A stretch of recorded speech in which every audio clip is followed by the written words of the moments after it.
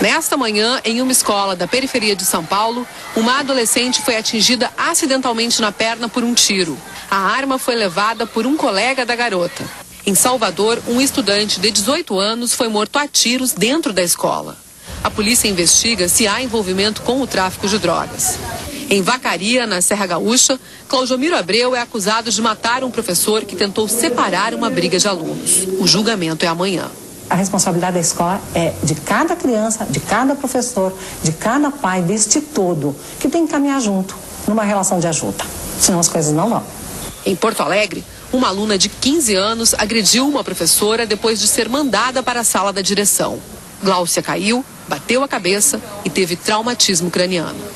Me senti pequena, me senti inútil, me senti nada. A violência acirrou o clima no colégio e prejudicou o andamento das aulas. Parte dos alunos ainda defende o que a estudante fez. Agora, a direção e professores buscam ações para que a escola volte à normalidade e a seu objetivo, que é ensinar. Segundo este psiquiatra, os professores hoje precisam se preparar para uma realidade que não está nos livros. Falta recurso para o próprio professor estar capacitado a intervir e a dar aula de uma maneira onde ser humano, mostrar vontade por aquilo que faz, respeito por si mesmo e pelo outro, pode estar muito pequeno. Um estudo da Unesco e do Ministério da Educação mostra que 47% dos professores e funcionários de escolas públicas de 4 capitais brasileiras já foram xingados por alunos e 11% agredidos. É preciso que haja uma dinâmica que anteceda esses atos e que o preparam, que o tornam possível. O mais difícil para as escolas é identificar essas dinâmicas, no sentido de se antecipar elas, de preveni-las. É complicado, então assim, eu tenho medo de sair na rua, tenho medo que aconteça de novo, tudo de novo.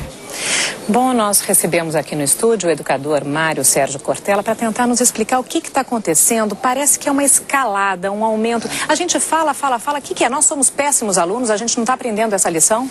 Acho que nós somos também maus professores em vários momentos. Pais e mães, sociedade, muitas vezes a mídia, por uma razão.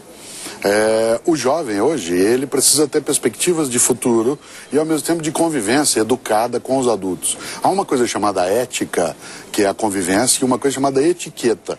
Etiqueta é a pequena ética, são as relações do dia a dia. É a gente aprender a conviver com o outro, a respeitar. E hoje muitas crianças e jovens não têm quase convívio com o adulto. Elas são criadas sem que esses adultos estejam no dia a dia dela. O que a família? Leva, claro, a família, isso facilita um pouco o afrouxamento das regras disciplinares. A família está delegando demais para a escola a educação dos filhos? Pois é, às vezes a gente brinca, já existe personal trainer, personal stylist para cuidar da moda. Tem pai e mãe que quer personal father, personal mother, ou seja, a mãe que substitua o pai.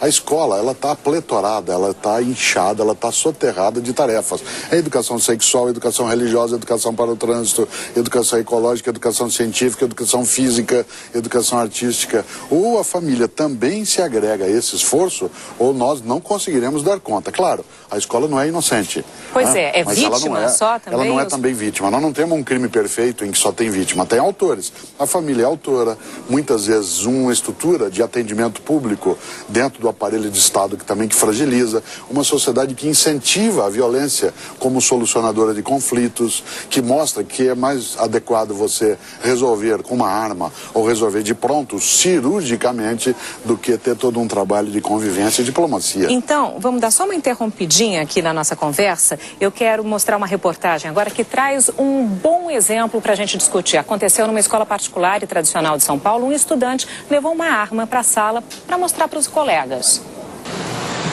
A família não quer aparecer. Por telefone, o pai falou sobre o caso.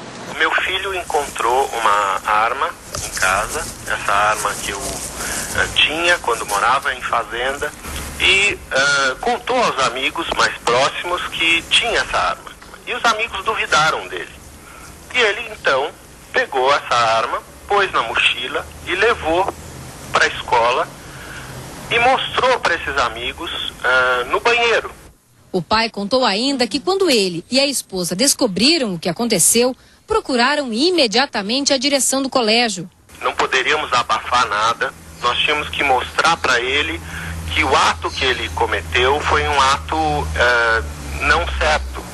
Ele não poderia, ele tinha que pensar nas consequências que isso traria, e não só na dúvida dos colegas.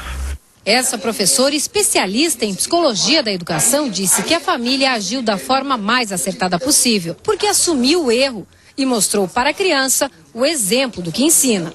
E ela vê os pais sofrerem por um ato seu, mas assumirem as consequências. A direção da escola não quis gravar entrevista. Em nota, disse que lamenta o fato e que já está tomando medidas pedagógicas. Segundo a nota, qualquer atitude em relação ao aluno só será tomada depois de muita reflexão e consideração. A direção afirmou ainda que intensificou os debates sobre violência. O assunto chamou a atenção e dividiu a opinião dos pais. Deve ser tratado ele de alguma maneira para que isso não volte a acontecer nem com ele nem com outros. O culpado é o próprio pai. Na nossa opinião, da nossa família toda, é expulsar o menino. Eu acho que a gente demora para perceber na vida que as consequências são sérias. Eu acho que é até uma coisa inocente de uma criança de 13 anos. Vamos continuar a nossa conversa com o educador Mário Sérgio Cortella.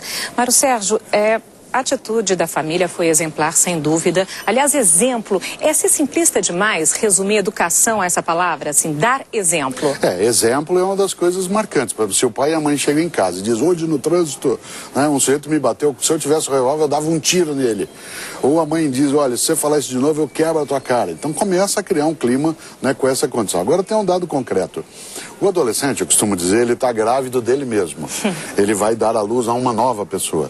E tal como gravidez não é doença, a adolescência também não é. Mas ela tem distúrbio hormonal, ela tem dificuldade de humor, ela tem incapacidade, às vezes, de entender o que está acontecendo. E por isso, o adolescente ele precisa se diferenciar e se destacar.